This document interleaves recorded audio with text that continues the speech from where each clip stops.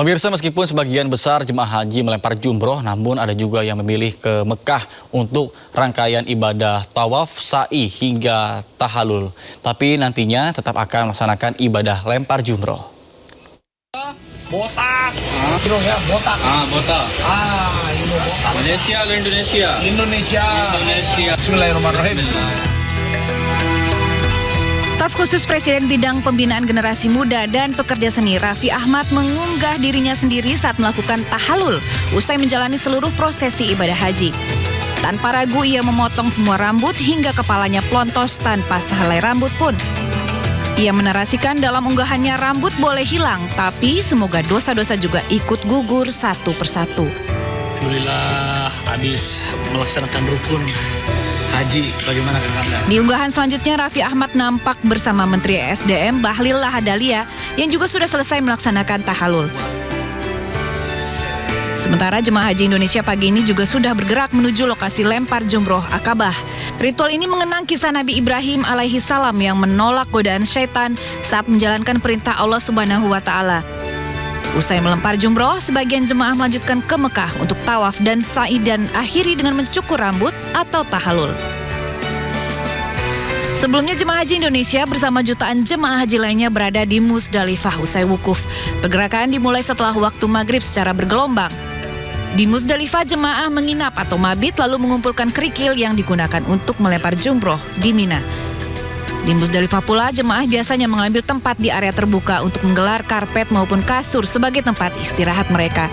Sementara sebagian lain di tenda yang sudah disediakan otoritas Saudi. Dari Mekah, Arab Saudi, Tim Liputan iNews melaporkan.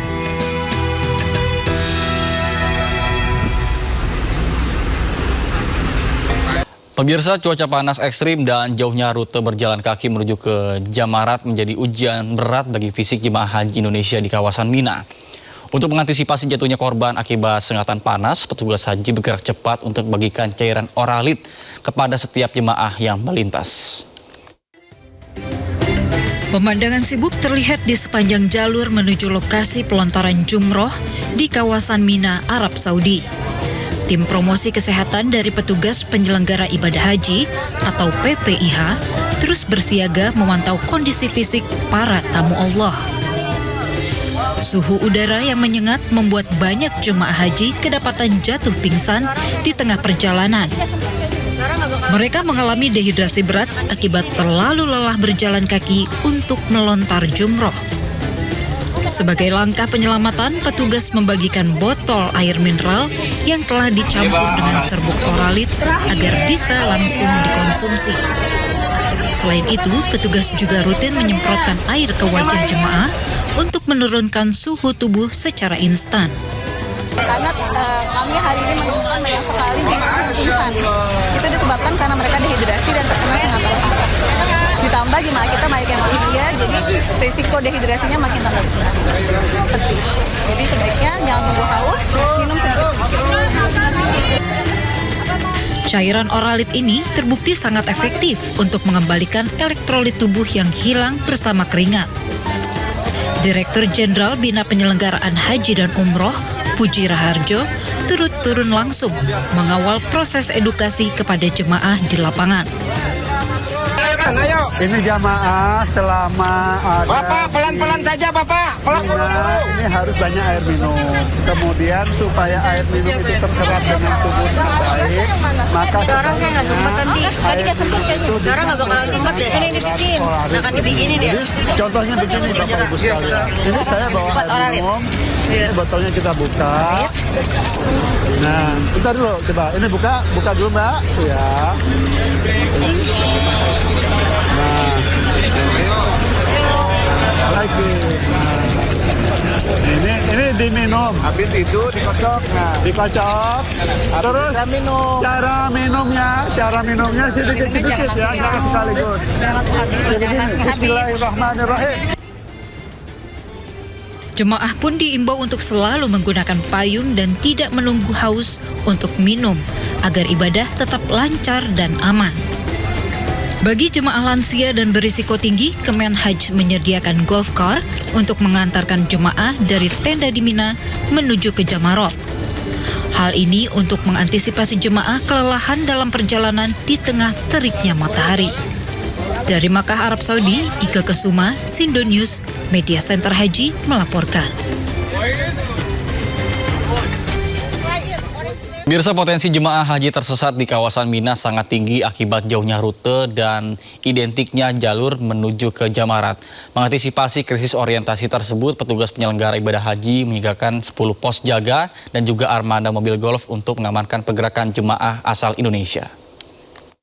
Baik, yang pertama saya menghimbau kepada seluruh jamaah haji Indonesia, khususnya yang saat ini berada di Mina, untuk tetap mematuhi apa yang sudah menjadi instruksi yang disampaikan oleh para ketua kloter, ketua rombongan, dan ketua regu, agar seluruh jamaah mengikuti dan jangan terpisah. Dan kami juga menghimbau kepada para ketua rombongan yang membawa jamaahnya agar tetap menjaga kekompakan, kebersamaan, dan apabila ada jamaahnya yang tertinggal di sebuah tempat, mohon ada yang tertua atau yang dituakan untuk menjaganya dan menghubungi petugas. Petugas di tiap sisi sudah disiapkan, dan di pos-pos yang sudah ada posnya nanti ada beberapa jemaah, dan ada golf car juga untuk mengantar bagi jemaah yang tersesat yang ada di Mina. Dan juga perlu kami sampaikan bahwa Bapak Ibu yang barangkali ke kamar mandi dan lain sebagainya keluar, mohon tetap mengingat-ingat di mana Ibu berada, kemana berangkat. Dan kembalinya harus ingat betul, karena tidak mungkin ketua rombongan mengantar satu rombongan ke kamar mandi. Kita ada 10 pos di pos jaga di Jamarat ini ya, di jalur Jamarat. Dan mereka berada di posnya masing-masing dan menggunakan seragam yang sudah ditentukan. Jadi untuk mengarahkan jemaah agar tidak terpisah ya Pak ya? Betul, mereka para petugas khususnya yang ada di jalan pertigaan, perempatan, karena apabila salah masuk jalur maka nanti jalur tersesatnya menjadi lebih jauh lagi. Jadi mohon untuk patuhi saja aturan, ikutin saja aturan. Kalau maktabnya atau markasnya tidak mengizinkan keluar untuk lontar, ya mohon jangan keluar, ikutin aturan yang ada. Dan ini semuanya untuk kenyamanan, keamanan, dan kehusuan para jamaah dalam melaksanakan ibadah, khususnya pada saat lontar jumroh atau lempar jumroh di Mina ini. Seorang pengasuh pondok pesantren di Pekalongan, Jawa Tengah diduga telah memperkosa puluhan santri. Informasinya usai jeda berikut, tetap bersama kami di Sindo Sore.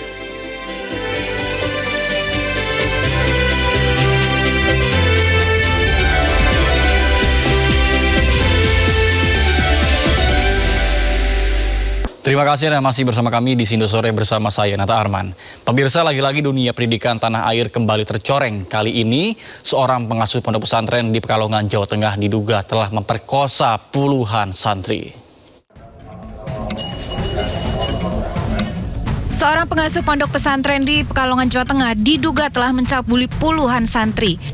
Atas laporan sejumlah korban, pria berinisial AKF ditangkap polisi dan langsung dibawa ke Mapolres. Saat ini terdapat 6 korban berusia antara 17 hingga 25 tahun yang sedang diperiksa. Polisi menduga masih ada puluhan korban lain yang belum berani melapor. Aksi cabul terduga pelaku telah dilakukan sejak tahun 2008 lalu. Pada saat mereka masih mondok di sana, si santri-santri ini diajak untuk melakukan pijit atau apa, ya kan? Sehingga pada saat ada kesempatan yang istilahnya lebih terbatas atau tertutup, mereka request ya, si pelaku ini minta untuk disentuh.